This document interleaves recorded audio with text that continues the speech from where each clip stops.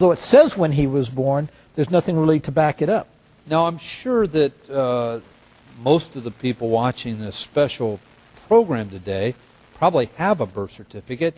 What's required to say a person watching it doesn't have a birth certificate, or they don't have a copy of their birth. How do they get one? Well, they have to go back to where they were born, the county in which they were born, okay, or in some places the city where they were born, where the copies of the birth certificate are held. Okay. And that's how they get one. They get a certified copy of their original birth certificate from whatever bureaucracy in their state holds it. So basically then it's a matter of going to the county where you're born, calling up county records or whatever, probably paying some sort of a fee, 15, 20 bucks, whatever, and then getting an actual copy of your birth certificate, correct? Yes, correct. So anybody watching this program that doesn't have a birth certificate could do that, right? That's correct. And that also means that President Obama could do that too, correct? If he wanted to, yes. Okay. Now, here is an interesting situation. Of course, before he became president, he served in the Illinois State Senate for a number of years. He served in the United States Senate for a number of years.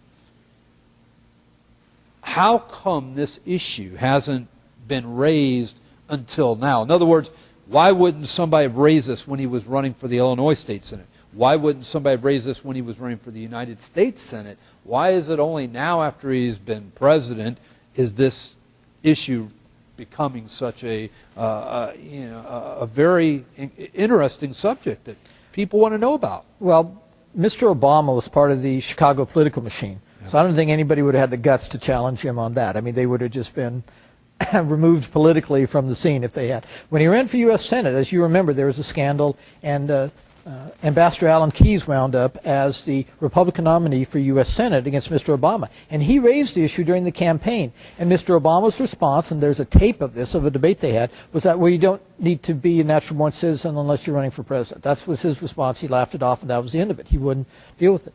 It was brought up by Senator Hillary Clinton, or then Senator Hillary Clinton, during the presidential campaign, and he didn't even respond to it. Of course, we do have this document he put up on his website, which we've been discussing, in which, by the way, has been examined by at least one expert that I'm aware of, who wrote a 186-page document, basically talking about how that document is a complete fake. And he goes through in extreme detail. It was posted on townhall.com explaining why the document's a fake. Interesting. And I guess then that also then leads to my next question. Where's the press been on this? You don't hear about this on the CBS Evening News. You don't hear about this on any 2020 investigative specials. I mean, the press has been absolutely silent. Matter of fact, that's not true either. They haven't been silent. They've almost been hostile to people that are raising this issue. Why? Well, my belief, and people can differ, my belief is that the press created Mr. Obama to be president. They didn't like Hillary Clinton for some reason. They created Mr. Obama. And now to admit that they made a big mistake would take a lot of honesty and someone who has intestinal fortitude to say, I made a mistake. The vast majority of the media is liberal controlled. The vast majority of the media is liberal. The vast majority of the media doesn't have the intestinal fortitude to admit when they're wrong. They're all a bunch of cowards. They all want to follow the pack. And they don't want to get in the bad graces of Mr. Obama, who's now cut off. He won't do interviews with Fox News because they've been critical of him, although they won't touch the subject either. The only one who's had the guts so far on the national stage was recently when Rush Limbaugh made the joke about how God and Barack Obama are alike, and neither one has a birth certificate. That's the closest we've got to real national media saying anything critical. Now, there are some commentators around the country, Andrea Shea King in Florida, there's commentators in the Midwest that have been highly critical of the press and on this issue, has been trying to bring this to the attention of the public. But the mainstream media just belittles anybody who brings it up, including me. And so, unfortunately, do some of the so-called mainstream conservative media. Yeah, that's very troubling, because this isn't a difficult or a complicated issue, and you would assume that the press would at least be willing to hold President Obama accountable to at least prove where he was born. But listen, we're going to be back with some more with Gary, because I really want to get into what the United States Justice Foundation has been doing in their efforts to try to answer the question, where was President Obama born? So we're going to be back with Gary and talk a little bit about some of their efforts. In the meantime, we have a very special message coming up, how you can make your voice heard on this issue, how you can take action today, how you can help hold President Obama accountable for proving where he was born. Stay tuned. Where was President Obama born? Why does he refuse to produce his official state of Hawaii birth certificate? What's he hiding? Now your voice can be heard in this matter. The United States Justice Foundation has taken the lead in forcing President Obama to supply his official state of Hawaii birth certificate and prove he's constitutionally eligible to be president. You can help by going to your phone and calling 1-800-321-3247 to have your name added to a petition going to GOP leaders to force President Obama to obey the law. Join hundreds of thousands of Americans who simply want the truth. And as a thank you for being part of this petition drive, you will receive the specially created Got a Birth Certificate bumper sticker. Also, you can help the United States Justice Foundation in their efforts to force President Obama to produce his birth certificate by making a gift of $30 that will enable us to send a fax on your behalf to all 50 state attorney generals and U.S. Attorney General Eric Holder, demanding they force President Obama to supply his official state of Hawaii birth certificate.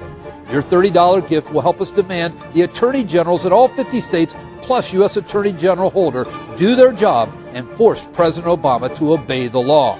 Politicians, those entrusted with enforcing the law, the media, all refuse to force President Obama to prove where he was born, but you can. Go to your phone now and call 1-800-321-3247 and add your name to a special petition. And for your gift of $30, we'll send a fax on your behalf to all 50 state attorney generals and U.S. Attorney General Holder demanding they provide President Obama's official state of Hawaii birth certificate. Don't sit back, do nothing, act now. Go to your phone, call 1-800-321-3247 and tell President Obama to prove where he was born.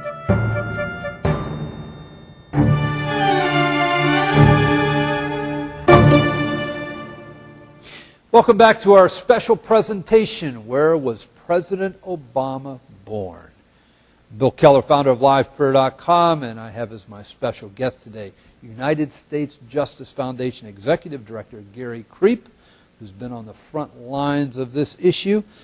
And Gary, I want you to kind of lay out for the audience exactly some of the efforts that you've been involved in on this issue, because I know that there's been a lot of litigation on this, as we talked about earlier.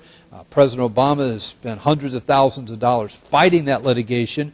And why don't you just share a little bit about what the United States Justice Foundation is doing in taking a lead in trying to bring to the light of day where this man was really born? Well, first and foremost, Bill, we have our California litigation. We took a different tack than everybody else who filed. We filed in state court. And the reason we did is that we were working with a group of attorneys around the country on a nationwide strategy. And the strategy was to challenge the Electoral College voters in each state to try to block the casting of the Electoral College votes unless and until Mr. Obama provided proof that he was eligible to serve as President of the United States. In other words, that he was a natural-born citizen. Sure.